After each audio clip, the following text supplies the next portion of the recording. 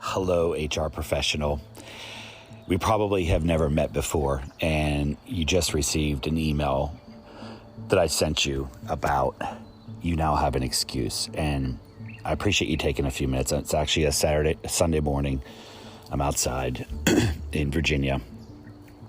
And this idea popped in my head this morning. I've been doing a lot of discussions with different leaders of companies about healthcare and about employees and about retention. And I wanted to share kind of a personal, not a plea, but some context, because in 20 years that I've been in the benefits industry, in some form or fashion, I've had lots of conversations with amazing people in human resources and of all industries. In 20 years, you meet a lot of people. And I'm very curious by nature, so I like listening more than I like talking, and I like learning and helping. That's the whole point of most people, what they do. They like to usually help somebody in some way, and that's the root cause or the root of what drives people.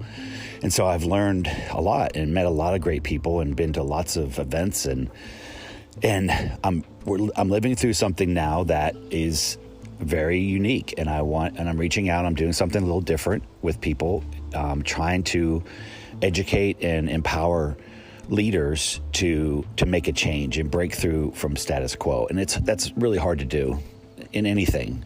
And I get that. It's hard for me to do it sometimes, for me to get out and just exercise when I don't want to. So I totally get that. What's the purpose? Why did I send this to you? Why am I reaching out not knowing exactly who's going to listen? Because I am tired of the healthcare system letting us down. And me personally too. This is why I do this. I've been let down personally, my family. I could tell you all kinds of stuff. And I'm in the industry. I'm just tired of it. And I have so many conversations with people, and what holds most people back isn't a new idea, isn't a new strategy, isn't a testimonial or a reference call or a pro forma. It's afraid of breaking the status quo, of doing something different. And that's the number one cause of inaction, probably for everything in life. But for me, it's so like, wait a minute, there's some simple things we can do. And a lot of times it's something holding someone back personally. And I get it, people come to me for stuff and say, hey, let's do this. And I'm like, my wife is never going to approve this, and I'm afraid to ask her. So no, we're not going to do that. It's human nature, right? We have someone that we're afraid to push a little bit or make a plea for. And it's no different in business. Human resource professionals, you work with a lot of people. You work with all your employees. You work with the CFO. You work with the CEO, president, owner. You probably wear many hats. All this new legal stuff comes down on you mostly. It's a hard job. Like I have someone in my company that was 30 years in HR. I get it. It's hard. And I get it because I talk to HR professionals of various companies. It's a really hard job. It's almost a thankless job in a lot of respects, but it's rewarding. You do it because you like to help people and like to have progress and have a voice and have a strategic direction of the company or organization you're in. That's why you do it, I think, most of the time. And so here we have this dilemma, this issue that is a very big problem. It's a $4 trillion industry, healthcare, and the industry does not want to change.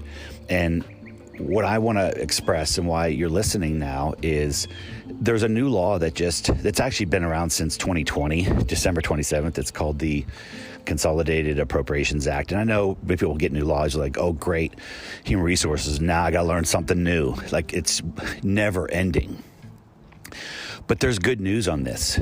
I don't like new regulations, but this is a good one. Like there's some stuff in here that's a bunch of crap, but there's some things that are really good for people, for families, and for companies. And that's what I found. There's lots of stuff in it. It's 2,000 pages long. I found 3 things that I've been talking about on my webcasts, and I've had 3 or 4 of them already, and I'll continue to do them. And find people that want to listen and learn. How do I take this new thing, this regulation, and make it into something good? And here's what I thought about this morning. When I woke up, I'm having coffee, and I'm like, I think sometimes human resource professionals, and don't get mad at me for saying this, but I think sometimes you need an excuse to go to the CFO or the owner and say, hey, I know you like Bob, and Bob has been our broker for 30 years. I know that. I get it. But this new law requires us to do something different, and use the law as a reason to look at new options, open the mind for new things. I'm not suggesting that everything people are doing is wrong.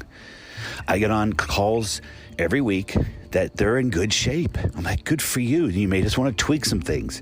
I'm not there to sell them on how great I am. I'm there to say, let's just make sure you're on the right path, because I do this a lot, all day long, all week long. I eat, sleep, and breathe this, and I know the impact when people are off track, how it helps the employees.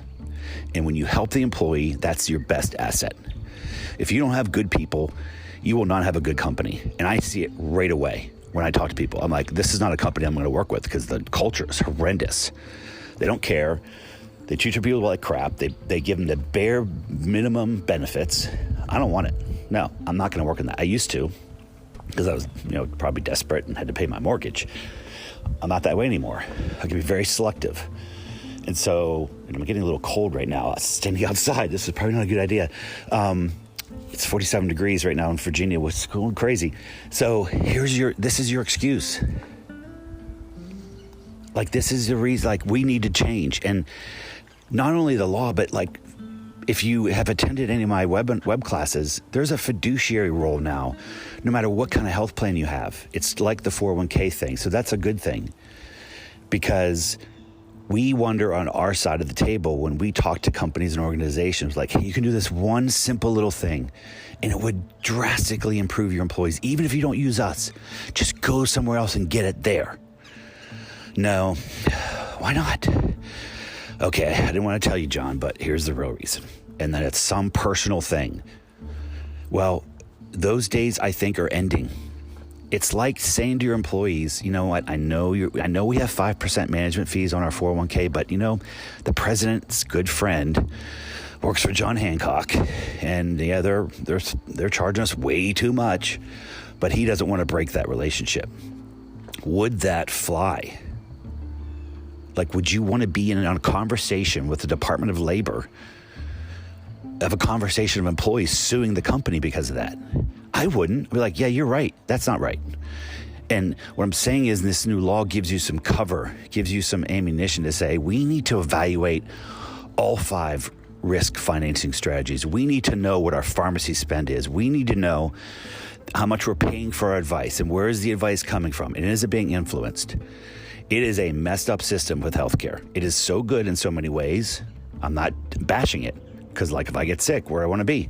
I want to be in the U.S. and I want to be somewhere else, right? But it is crippling people, families, because they need good care, and the care goes up, and the cost goes up, and the coverage goes down, and it's like, oh, well, we're afraid to do this, so we're going to stay where we are another year, and call us next year. We don't have a next year. Like, people are struggling to find good people. And so all I'm suggesting is get some more information. Use the law as the reason. Look, I know Bob or Mr. Smith, the owner, that you love Bob, but that's fine. But here's this new law, and I'm not going to be a part of an organization that refuses to look and break status quo because of a relationship. That's not a good reason. So you can find our webinars. You can go to millengroup.com. I may start posting them there. You can go to millengroup.com and reach out to me there, or email me, or LinkedIn, or this email that you got, I guess, is probably the fastest way. I'm thinking about it. But however you hear about this, just, now's the time. Don't put it off. So I hope we can help. Thanks for listening. Have a great day.